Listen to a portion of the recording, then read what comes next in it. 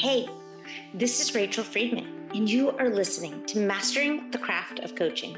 The entry bar in our coaching industry is really low. So to compete in the coaching industry, you have to be really fucking incredible at your craft. That's why every week I will be sharing my tips, tools, and stories to help you become an incredible coach for your clients. Truthfully, this is the backbone of your business, and it is what is going to make you a sought-after coach with a thriving business with clients who are sending you referral after referral after referral. Hello, everyone, and welcome back to Mastering the Craft of Coaching. And so those of you that are listening that knew the podcast as The Wellness Boss, we changed names just a couple weeks ago. So here it is, me saying it loud and clear. I am honored and so freaking excited to have Simone Seol with me on the podcast today. Guys, you are in for seriously the biggest treat of your life. Simone and I met, God, is it like 4 years ago now, Simone? 3 years ago? God, many years ago. Many years ago. It feels like centuries ago in a group program. And I think I've shared this with Simone, since we're going to be talking about honesty today. I'm just going to be honest from the moment we started this podcast. I met Simone via Facebook group, basically in this group. And I just saw all of her wins and she was just posting win after win. And I immediately decided I did not like her because I love it. because she was winning so much. And at that time, like 4 years ago, I was in so much of my own mind shit of what is wrong with me. There's something wrong with me. And she was just really an example of what I wanted to be and become. Of course, I didn't know Simone's story at the time. From the group, it looked like she had just started like me. But later I learned that wasn't really the case. So it's like, you never really know, guys, what you're comparing against. So comparison is just stupid. Anyway, so we're going to be talking today about honesty. And when Simone and I just got started, she asked me the best question. She was like, what's something that you feel like what was the exact way you said it, Simone? Something you feel you're scared to talk about. Yeah, I was scared to talk about. And it didn't originally come with honesty, but we realized together that underneath it was honesty, which I think truthfulness, which is such an amazing topic. So before we go into it, Simone, tell them a little bit about you, where you are in the world, all that good stuff. Yeah. Hi, everybody. I'm so honored to be here. Thank you for inviting me on this podcast. I live in Korea with my husband and my baby. And nowadays, my business is just me leaning into chaos. I was just talking to one of my mentors yesterday, and she was telling me, you know what you really excel at, and which you exemplify over and over, and which you actually teach people how to do underneath all the other things, is being in the void and leaning the fuck into the void and creating from that void over and over and over again. And when I say the void, I mean things like, when you feel like you're trying to do something and you feel like you've just got it figured out and you're starting to feel competent and you're like, yep, I'm getting the groove of this, right? That is often when I'm like, okay, time to burn it all down and go straight back into the place where I don't know what's certain anymore. I don't know that I like what I was doing before, and I'm not quite sure what I'm going to do next. And what the fuck now? That is what I call the void, in which things are liquid, things are unknown, things are uncertain. And my qualification for doing anything that I do is that I love the void. I live in the void a lot of the time. And that's what I'm here to talk about. Actually, that's true. That is what I'm here to talk about. Because when Rachel said, what should we talk about? Because I knew that we'd have a great conversation. But I was like, was my form of going into the void where I asked her, and I said, I'm going to ask myself the same question. What's a little bit scary for you to talk about? Because that's where like the edge is, and beyond the edge is the void, and the void is always so interesting. So, with all of that, on the surface, what I teach is marketing and business. And when you look a layer beyond that, it's the void. So can I just like give this preface? Like we were like, okay, so what's scary for you? What's scary for me? And then we both were talking about, you know what? Scary for me to talk about? Like my divorce a little bit, and like parts of it.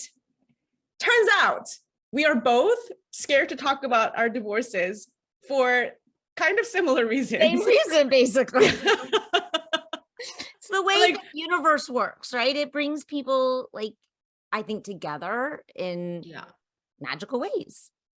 Exactly. And and we were saying, you know, let's just talk about the things that we think about that are difficult to talk about, right? It doesn't mean, because Rachel and I aren't going to air out all of the sordid details and the dirty laundry.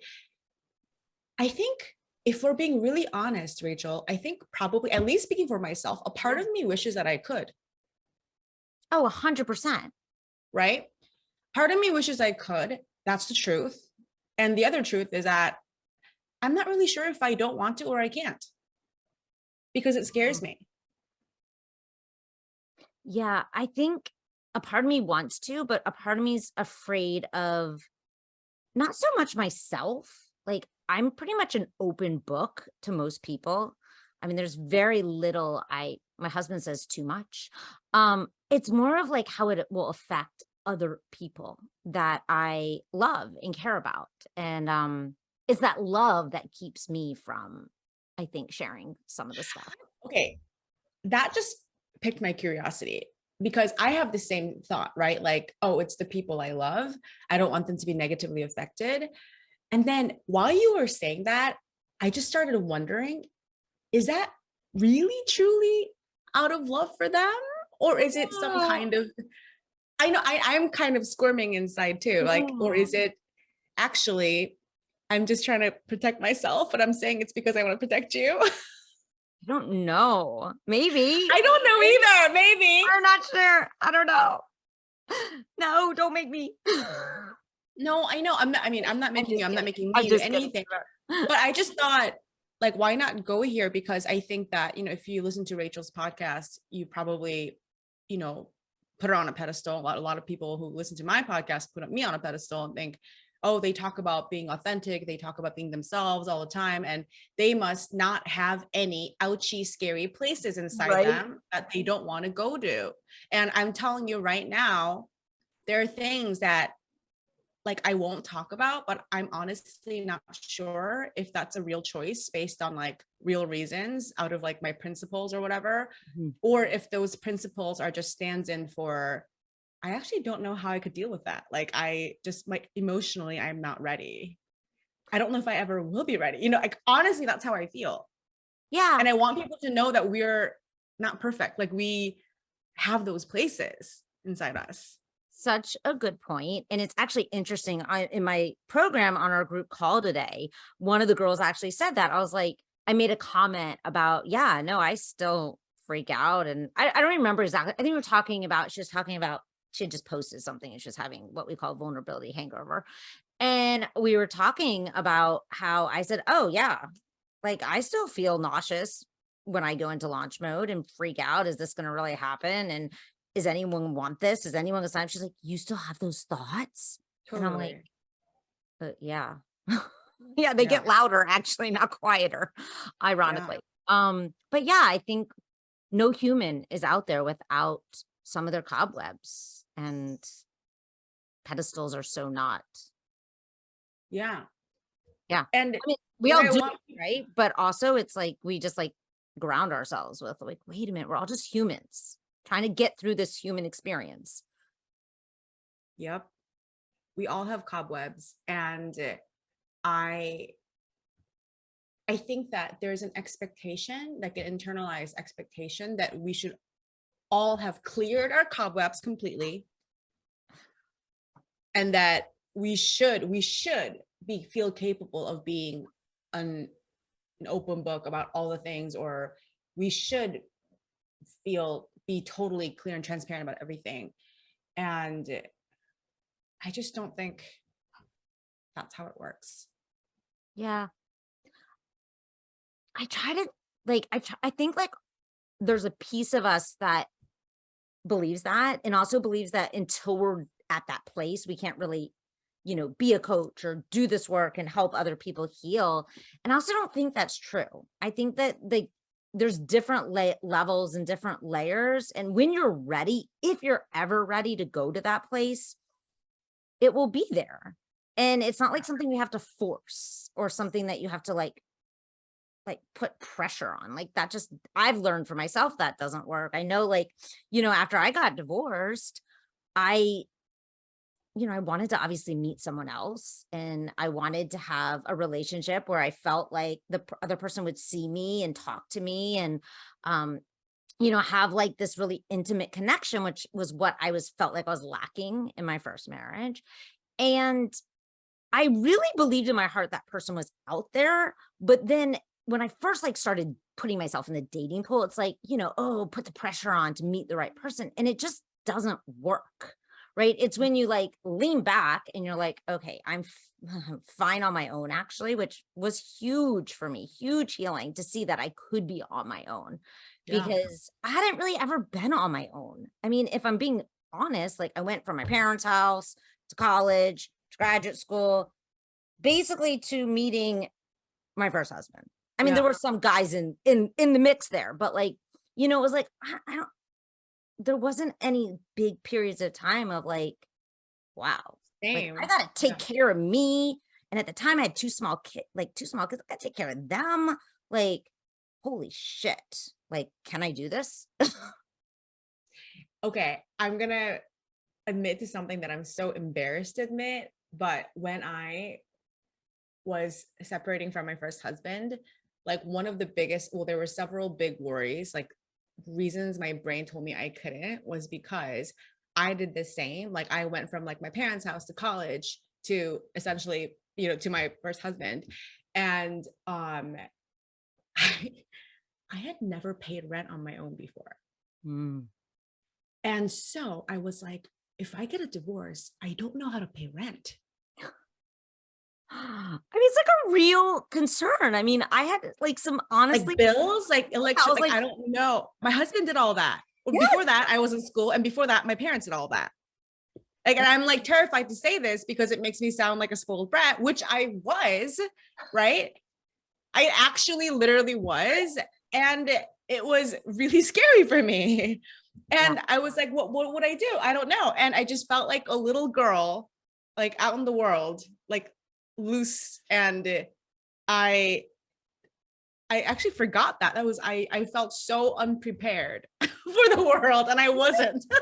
You know what's so funny, Simone? Just at dinner, we were just talking. My daughter was telling how she has to memorize, I don't know, like 50 amendments or something for government tomorrow. And I was like, why did they make you memorize that? Like literally, like really, like what is the purpose? I'm like, you know what they need to teach you? How to like balance a checkbook and pay bills. Yep. Yeah. So and also like, I kind of like blame my parents because they kind of overprotected me and sheltered me. I mean, I don't really blame them because they did the best they could. And there were a lot of upsides to the way they raised me too. But in the end, the effect was like, I felt like I didn't know how to do basic life things. And the embarrassing truth is that really held me back. It was one of the big things that helped me. Oh, so here's some of the dirty laundry. Like, I didn't know that I could pay rent and like do adult things on my own because my husband always took care of that, my ex-husband. And two, I didn't have this idea of myself that I was like a lovable person.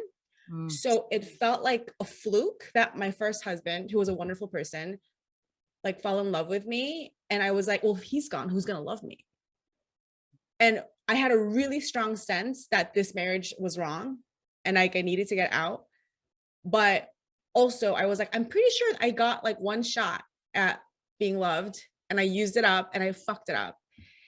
And I was telling Rachel briefly before we started recording, I was like, that healing from that shame, that story of like, I'm not lovable and I fucked up my one chance of being really loved. And that means I'm just not, I don't deserve love. And I actually deserve to be unhappy for the rest of my life, because who does that? Like, who gets the one chance that they're given to be really loved by a wonderful person and fucks it up? That is clearly somebody who deserves unhappiness. And so I think for the next few years, I was intent on making myself as miserable as possible and hating myself as much as possible, in a very like twisted way of like, it was like me enacting justice on myself. Like, I'm so bad that this is what I deserve. And that is the birthplace of my coaching journey.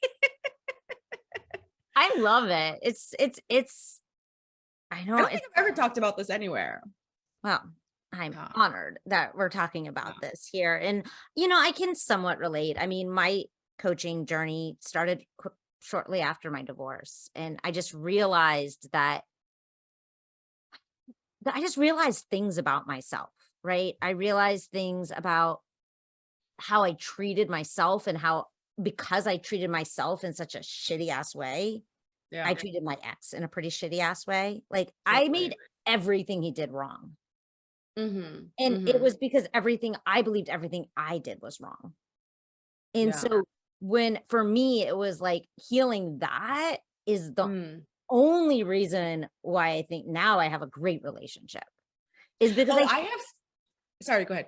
Yeah, I was gonna say, I think I probably just would have kept attracting it into my life. I have a very parallel story, which is I often think that if it hadn't been for my first marriage, I'm very happily married to my second husband now. And if it hadn't been for that, I keep thinking like I would believe my own brain every time my brain tells me now there's something wrong with your husband. And because I went through that first marriage and I know that the common ingredient is me. Yeah, right. The common denominator in my relationship unhappiness and bullshit is me. And then so when my brain's like, even my brain will tell me that now, like, you know what, you'd be happier if your husband was more blah blah blah, if he oh my was different God, like I this, so relate. I have right? to like seriously tell my brain, like, no. And yeah, and my brain's like, remember in your first marriage when your brain told you all of these things about why you're unhappy, it was all his fault, and you believed it 100%. Well, here it is again, right? And then so I have the perspective now, due to my first marriage, that when my brain says, if my husband changed, I'd be happier, it's bullshit. And because I know, and there's been relationships in between, right? So I know it's always me. Like, it's not always me. It's not like, you know, I mean, if somebody's like beating you up, it's not you, it's them, right? You should break up with them. But just the pattern of like, they need to be different. They need to understand me better. They need to get me more. They need to treat me this way. They're doing this wrong. They're dressing wrong. They're eating wrong. They're deciding this wrong. One of the things my husband is and does that drives me absolutely fucking crazy, but which like is the quality that makes him the perfect mate for me, is that he takes forever to decide things. He will think about a thing for like a year. He'll be like, what do you want for dinner? Let me think about it for a year. And it makes me like scream, because I'm the polar opposite. I'm an extremely fast decision maker. And I became an even faster decision maker thanks to coaching, because now I know that there's no wrong decision. Right. And he will still, he took like, he knew he wanted to marry me. And he took like a year and a half to think about what would be a good time. Like, you know, it's like, blah, right? But that's what makes him perfect for me, because he balances me out. I'm extremely fast. He's extremely slow. So we have to meet in the middle, which happens to be the best place. Right. But why did I just bring this up? Oh, right. So things about him that infuriate me. I think if I didn't have the perspective of my first marriage, I would have thought this is evidence of our incompatibility. 100% agree. Like, my husband, I'm a minimalist. I like I throw away everything. to the point where like my kids literally, when they were little, used to get mad at me. You threw my art project away. I'm like, I took a picture. We're done with it. We don't need it anymore.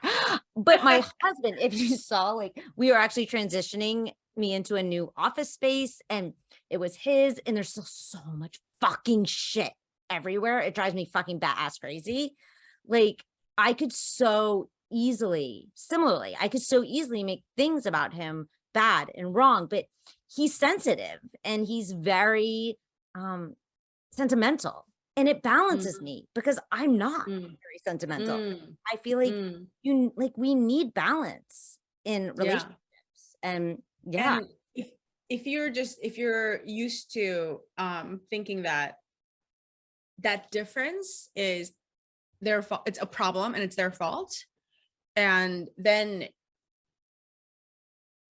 we will put ourselves in situations over and over and over again where we keep trying to change circumstance, we keep trying to change a person, and of course that never fucking works.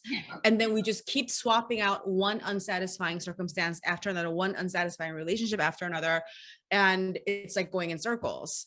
And so yeah, it's like, as I think the universe gives us really, really, really painful lessons when it really, really, really wants us to learn something. And I mean, not always. I think there are sometimes that terrible things happen and there's no like lesson. It's just a terrible thing that happened. Not everything happened. I don't believe that. But a lot of the times when really terrible things happen, I think I find it really helpful to think about it in terms of, okay, so the universe really, really didn't want me to miss this one.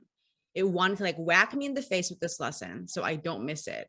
And I feel like that's one of the profound lessons from my first marriage, is that there's nobody in the world who can make you happy. There's nobody in the world who can make you unhappy.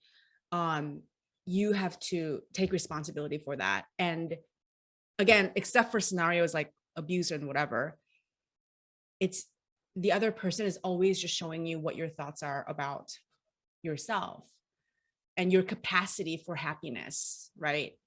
Like, you can't be happier than your capacity for happiness. The other person can't make you happier than your capacity for happiness. So if you have a limited capacity for happiness, you can meet the most wonderful Prince Charming, whatever, and then you will make him a problem because you have a limited capacity for happiness. You know what I mean? Yes. I actually think, now that you say that, I actually have a similar like belief, or similar like, I believe everything in life is somewhat of a mirror. And yeah, it's interesting because I think the same thing happens in your business. Like, if you only have a certain capacity for like happiness or certain capacity for growth, you can only hold that amount of growth for other people. 100%. You only have a certain capacity that you're like of success, then that's the amount of capacity you will receive back. And I think that's why I'm like so committed to always being willing to go into the dark, right? Like being willing to do my own work, because I know the more I peel back things, the more I see things as they are, it's like the bigger the capacity I have to hold for other people's growth.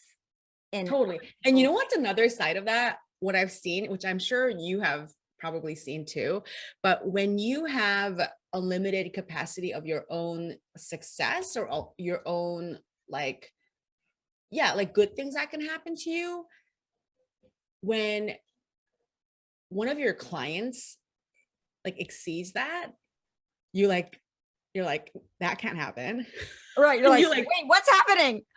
Exactly. And you like sabotage. I mean, you're going to sabotage that relationship if you're like, I can only have this much success, and you like somebody, one of your clients or anybody, right, is exceeding that.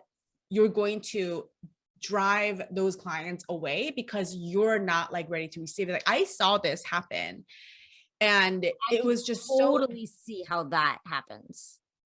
Yeah, right. And it just like let me like spy into what's happening in their brains. And so that I make it a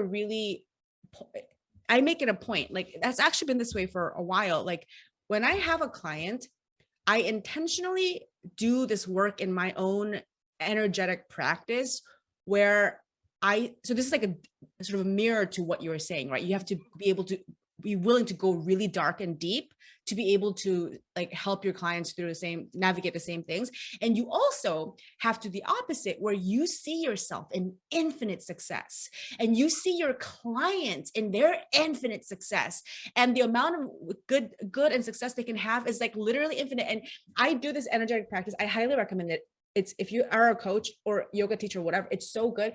You practice holding each of your clients in your mind, and you watch them in your imagination having the beyond the wildest, most successful, joyful, orgasmic, ecstatic life that they can, right? And that's the image you have in your mind for them.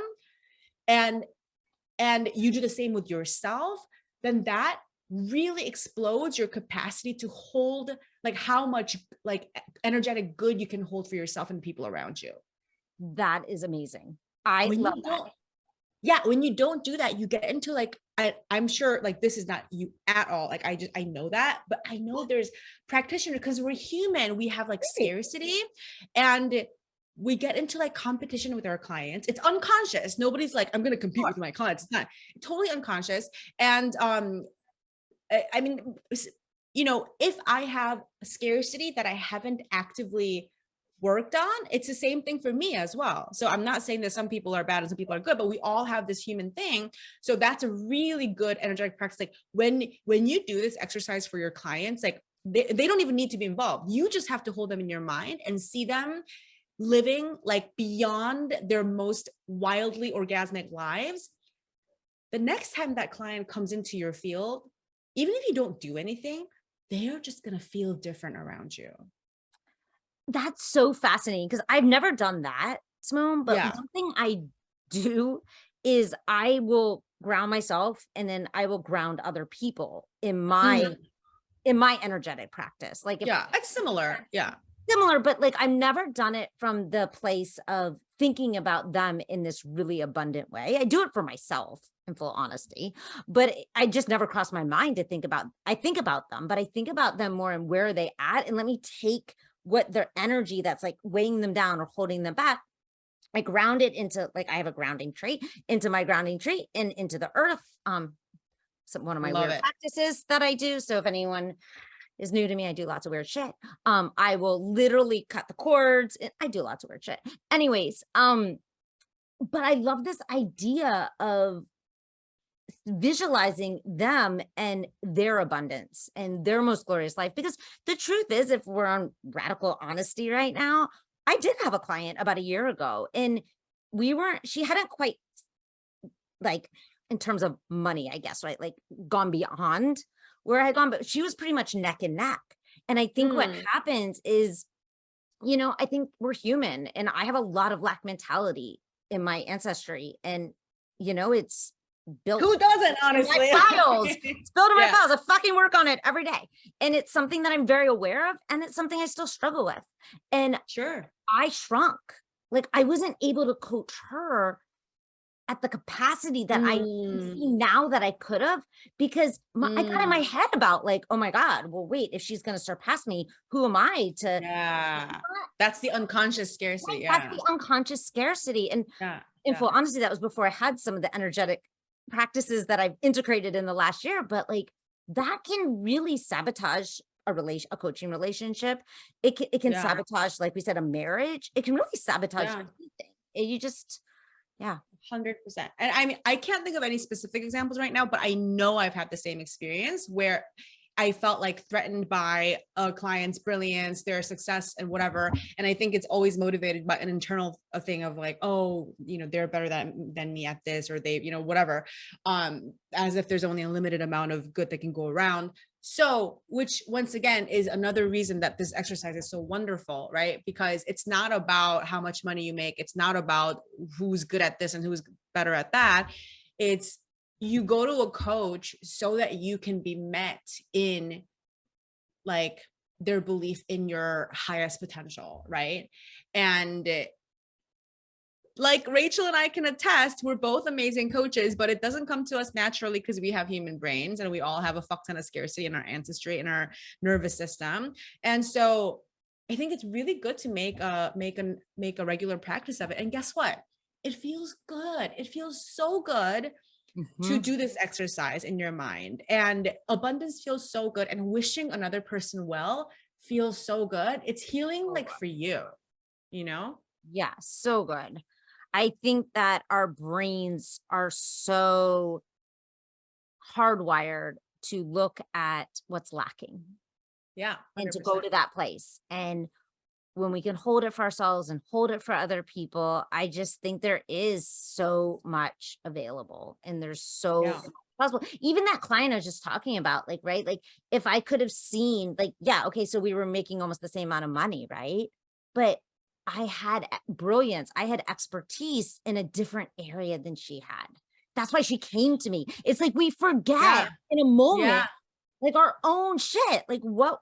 Your clients don't come to you because of like dollar amount in your bank account. Like literally. They come to you. They don't give a shit actually about that. They really don't for the most part. Here's why they come to you. They come for you to be seen, to be heard, and for like you said, I always say, like, you can borrow my belief in you until you have it.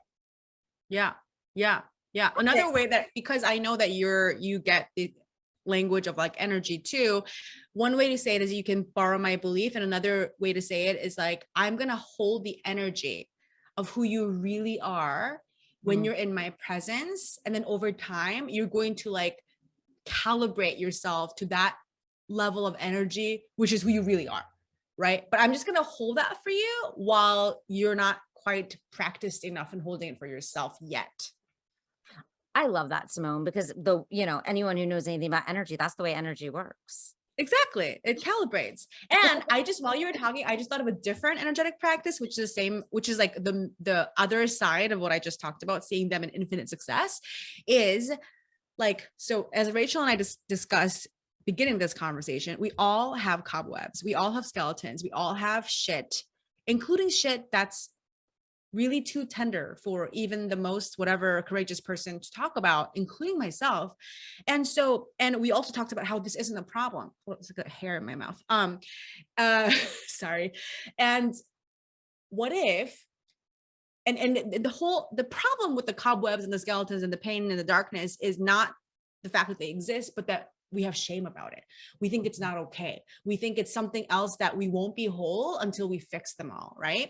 So what if you held another person in your mind, and whatever their bag of darkness might be, whatever their unspoken pains, traumas, whatever their biggest, deepest, darkest shame is, you don't need to know any of the details. You probably don't know any of the details. Just imagine their dark bag of darkness, right? And then imagining just sending healing and love and acceptance to all of it, right? And imagining your energy of love and healing and acceptance just transferring to all of that and leaving it to the universe to take care of that. And it's almost like a blessing, right? Of the dark stuff they have. And you can do it for yourself. Like you don't have to go into any of the details. You just have to imagine all of that shit over there. I'm sending it love, healing, acceptance. It doesn't all need to heal right now. I trust the universe to take care of it, but I'm just like beaming that energy at all of that shit right now. I think that if you do that, and you bookend it with the other practice of like seeing them in their extraordinary success, it's like now you are a coach who has room to see them in their greatest greatness and to hold them in your space, even in their darkest darkness, right? That's so powerful. And I feel like a lot of people don't intentionally cultivate the capacity to hold this kind of space because we're just not taught to. Yeah, I don't think we are taught. I mean, I don't think most traditional coaching programs, I mean, honestly, I say this all the time, like, my poor dad, if he ever listens to this podcast, which he probably won't, so it's all good. But my NYU ridiculously expensive graduate degree, not in psychotherapy, none of that was taught. None of that. Oh yeah. Which is mind blowing. I don't think it's even taught in like super expensive coaching programs. It's not. It's not. Yeah. But I Yeah. do have to say, there is, I think that's the gap, right? Is that it's not necessarily taught, and it doesn't mean don't find places where you can get that, to Yeah. get that support, to learn how to embody it more, to integrate it, because it's the shadow work. You have to be able to hold the dark and the light. Yeah, exactly. And for yourself first, in truth, Yeah. to be able to Yeah. hold the space for someone else. Yeah. Yeah. And I think a big piece that sort of gets in the way of that is, because a lot of people, I'm sure you know, it's like a lot of people are like, yeah, I see all of my dark. I accept it. And also, like, when can it all get healed? Oh, right? yeah, such a rush, right? Like, okay, I see it right now, let's get it over with. Yeah. So the answer of when is like never. It's not that you can't heal, but as long as you're human, you will go to the grave with some ouchy places in your consciousness. Here's how I like to describe it. And I was describing it today to someone. I believe it's like, have the awareness, and then you have to have compassion and then acceptance, because your wounds served you at some point. Yeah. Like, what you have, like, in some way, it was your brain protecting you. We don't like, it's like my arm. If my arm is hurt, I'm not going to cut it off and be done with it. Exactly. It is a part of me. I'm going to instead see it. I'm going to give it compassion and love. And if that's ice or heat, or I don't know, whatever the fuck my arm needs. And then I'm going to accept it, even if it's now doesn't bend the way I want it to, because it's still my arm. And it's like, I think people try to cut off the arm when they have this idea that life should be pain-free. Yeah, right. And especially if you're a practitioner, right? If you're a coach, yoga teacher, whatever, because you model healing and you do that for others, you think my life should be pain-free. My life should be, free of all the cobwebs. And no. Sorry, it doesn't work that way. It doesn't work that way. And I think once you get rid of the idea that life should be painless, ironically, you achieve so much more peace, because you're no longer at war with all the shit that hurts. You're just like, yep, that's there, makes me human. Yeah. And then you're going to have so much more capacity to help your clients accept their humanness.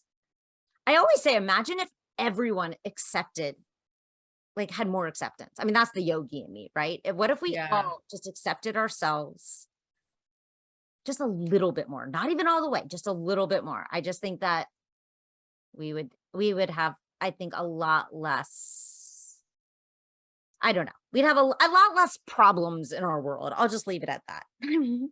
Yeah. Yeah.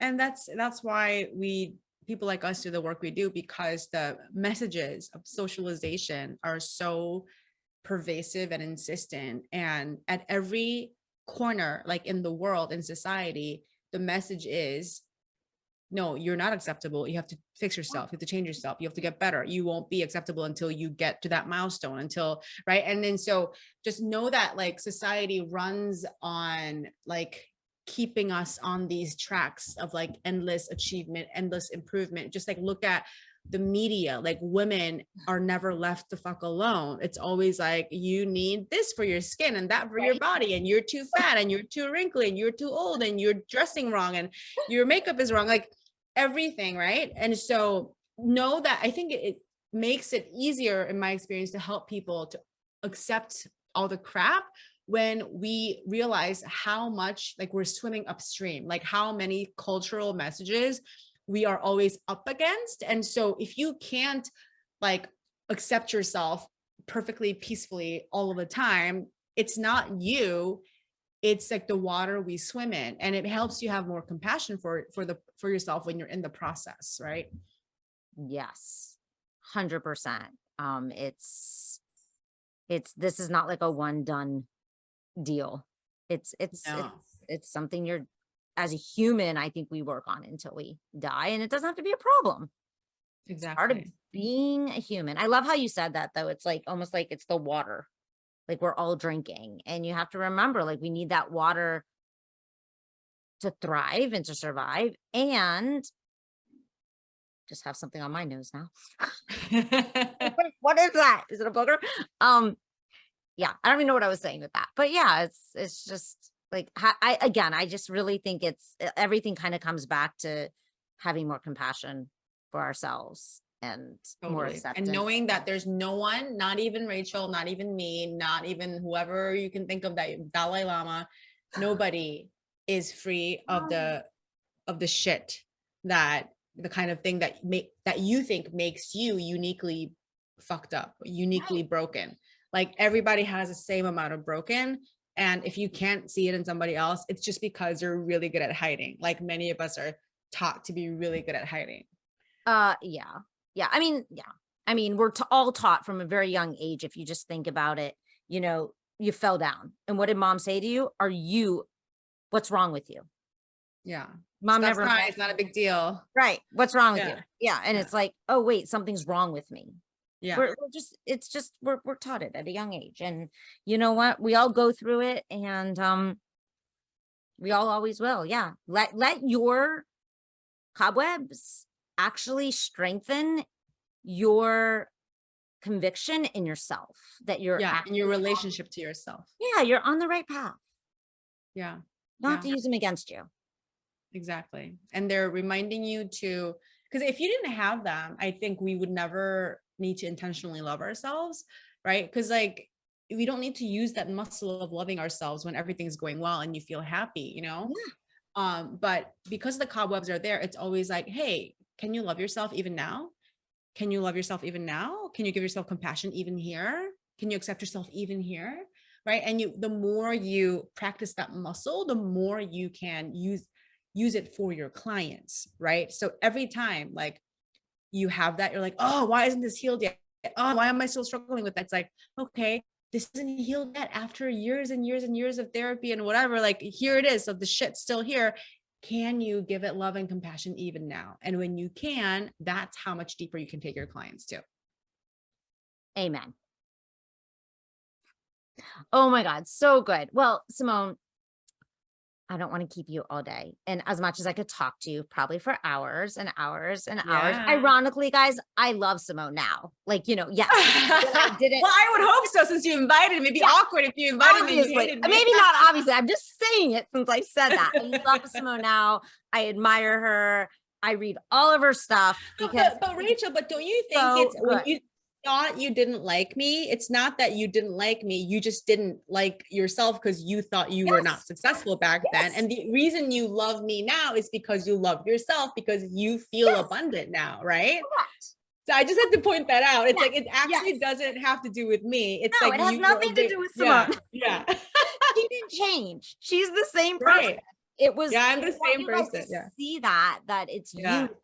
Like, you can change your relationship with yourself, and that will literally change your relationship with everyone. I mean, and you make yourself available for more love and more connection, because if you hadn't we wouldn't have connected in this way, and now you're like, hey, Simone's good because I'm good. And then not just me, but whoever, you just open yourself up to just so much more love, so much more connection, so much more like richness of life. Right. Yeah. And I just want to say that when you do that, like, if you're struggling in your business right now, like you're a coach, teacher, you're newer, when you start to, and people are like, yeah, right. Yeah. It's just about loving yourself. It really fucking is. Because when you really love yourself more, like Simone just said, and then you can see that, you actually open up like your energetic container to receive more.